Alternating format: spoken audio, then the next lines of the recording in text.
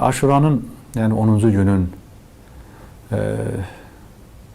içərisində baş verən hadisələr min illər belə inanıram ki, tədqiq olunacaq. Çünki oradakı hər bir şəhidin bir dastanı var. Hərəsinin bir cür şəhadət olma şəkili var. Amma dəyişməyən bir amal var. Hər kəs Allah üçün edir. Hər kəs onun dinini qorumaq üçün edir. Və bu şəhidlər düşünürmüsünüz? Birər hamısı imamın gözünün qabağında. Kiminin başını qoparırlar, kiminin ürəyindən sancırlar, kiminin boğazından kəsirlər. Hərəsi bir cür. Qarşı tərəfdə müsəlman dayanıb. Düşünürsünüzmü? Gündə namaz qılan, Allaha ibadət edən. Bu nöqtəyə ağa müəllim, yəni onlar necə inandırılmışdılar? İstəyərdim bu haqqda.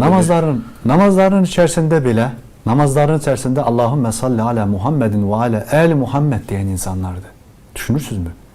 Fitnə nə qədər dəhşətli bir şeydir. Quran deyir ki, el-fitnetu əşəddu minəl qatl. O bölgədəki insanlara, Həzrəti İmamın və onun ətrafında toplaşan insanların xilafətə qarşı üsyan edən, haşa, min dəfə haşa, dinsiz, imansız olduqlarını onlara inandırmışdılar. Yüzlərlə insanlar bu şəkildə qoşulmuş. Amma gəlib o 10 günün içərisində baş verən çox hadisələr oldu. Özəlliklə 7-ci gündən sonra susuzluq dövrü başladı 3 gün müddət ərzində. Yəni, bəlkə də bizim Azərbaycanlı bir vətəndaşımıza biz susuzluğun nə olduğunu biraz yaxşı izah edə bilmərik. Yəni, bir qum dəryasının içərisində bir insanın 1 saatdan, 2 saatdan sonraki susuzluq halını ifadə eləmək çox çətindir. Hələ də ki, körpə uşaqların olduğu bir yerdə, xanımların olduğu bir yerdə, gün ərzində suya ehtiyac olduğu, dəstəmazı, digər ehtiyacların olduğu bir yerdə və bir mühasirəyə alınmaq tələb olunur.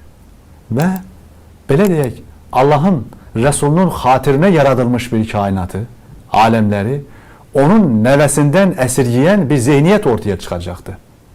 Bu zehniyyət ki, Firat çayından bütün həşəratlar, heyvanlar su içdiyi bir zaman Əhl-i Beyt ondan uzaq salınacaqdır. Bu kürsünün ağır bir vəbalı var. Vəzifə, şan, şöhrət böyük bir fəlakətdir. Sevgili Peyğəmbərimiz deyir ki, oddan, alovdan bir libasdır. Kürsüdə oturan insan gərək kürsünün haqqını verə bilsin. Əgər verə bilmirsə, o oturduğu yerdə böyük bir fəlakət çuxuru açır. Necə ki, Kərbalada açıldı. Ondan nəyin tələbi vardı? Tələb vardı ki, Yezidə biət edilsin. Yezidlə arasında İmam Hüseyin əleyhissalamın böyük yaş fərqi vardı. Bəlkə də 20 yaşdan daha artıq. Yezid imamın kim olduğunu bilirdi. Mədəniyə göndərdiyi 4 böyük şəxsiyyət vardı. Onların başında İmam Hüseyin gəlirdi. Siz deyir, məni qəbul eləyin. Yəni, belə bir zülümü dəstəkləmək, ona əl uzadıb saxlamaq əvəzinə İmam Kərbalasını seçdi.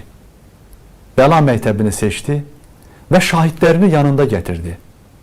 Görün qədər ilahi, o yerdə hər kəs qınışdan keçirildi. Bütün kişilər doğranıldı. Amma 22 ya 23 yaşında olan İmam Zeynalabdin Həzrətləri Allahın verdiyi bir dərdlə, bir bəhanə oldu ona o qızdırma. Ayağa durub belə savaşacaq halı yox idi. Hətta onu yatdığı yerdə zalimlər doğramaq istəyirdilər. Bəzən Allah bir zalimin əli ilə belə dini intişar etdirir. O yerdə biz bunu yaşadıq. O çox çətin bir anda, bəlkə də insanın nəfsinə hakim ola bilməyəcəyi bir yerdir. Kərbalada başlarının alıb başlarının verildiyi bir yerdə Həzrət İmama toxunmadılar.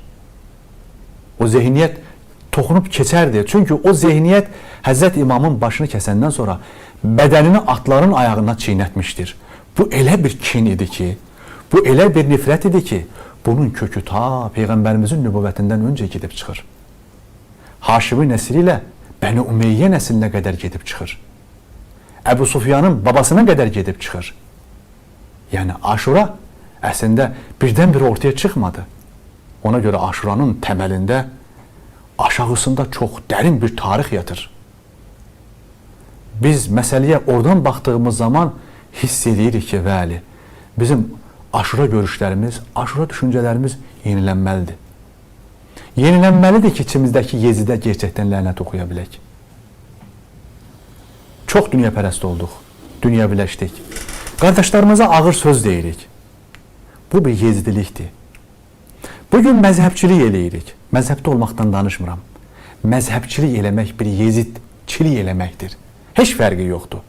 O da ayırır, dağıdır, bu da ayırıb parçalayır.